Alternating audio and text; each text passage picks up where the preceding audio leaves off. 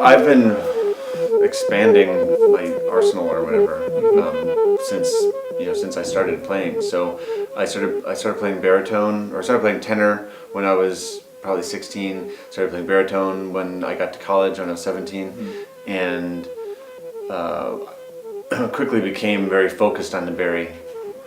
And I found that I had an affinity for the lower end, and then bass clarinet. And most people who knew me, I mean, although I performed regularly on alto and tenor and clarinet as well, most people would have said, "Oh, he's the bari player," because a lot of the times that's what I would end up be. Not for my own music, I would play everything. What people would hire me out to do would be, some combination of bari and something else, and then I always wanted to get a bass. I played a little bit of one in college, but just didn't. Life is quick and expensive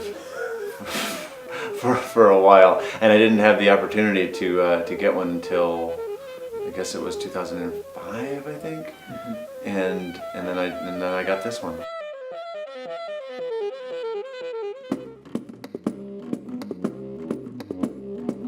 If you look at the difference in the tube lengths between something like a soprano and an alto, or an alto and a tenor, you don't see much. There's not that much going on to the eye. It looks just like a slightly larger version of the thing. The bore is just a little bit bigger, because it doesn't need to be that much bigger to get the difference in pitch that it needs. But then, and you go to the baritone, and obviously that's a bigger jump from the tenor than was the alto visually.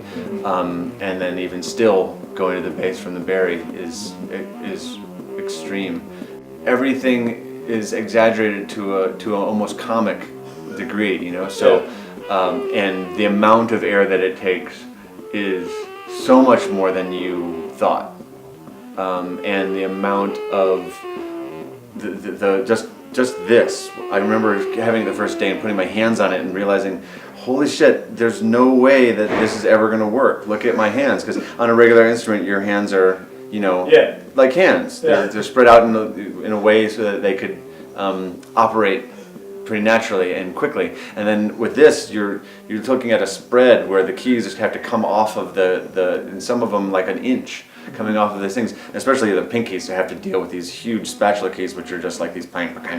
So they have these ridiculous jobs to do that are really difficult. And so, yeah, I was intimidated as fuck the first day, and that just kept me cooped up at home for months, really, with that instrument, trying to get it physically to a place that I could even bring it out. And I remember I jumped the gun and I brought it out to a gig with a band when I was still feeling it out, and it wasn't quite there, and I brought it up on stage and I started playing it, and I just remember thinking, no, get back in there, you need more time, this bun's gotta get back in the oven because the shit ain't ready.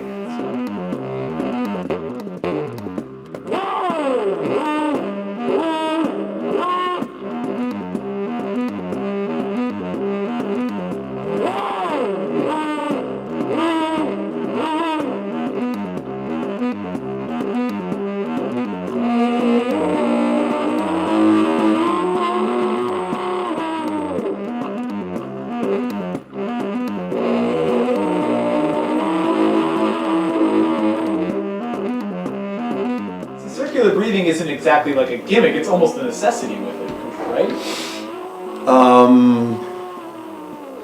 Just because of one the breath. amount of air that it takes to play a phrase. Not necessarily. After you get the hang of it, like anything, you assimilate. You physically assimilate to it. Sure. So after a while, I got to the point where playing it conventionally, I can play. It's not like.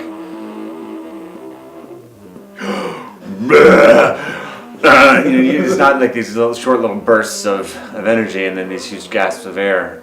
It became natural after a while. It just took a lot of work and exercise, really. But the circular breathing just makes things so that you don't have to, you're not limited in the same way musically by breath, by your physicality. So you're not tethered to breath that way.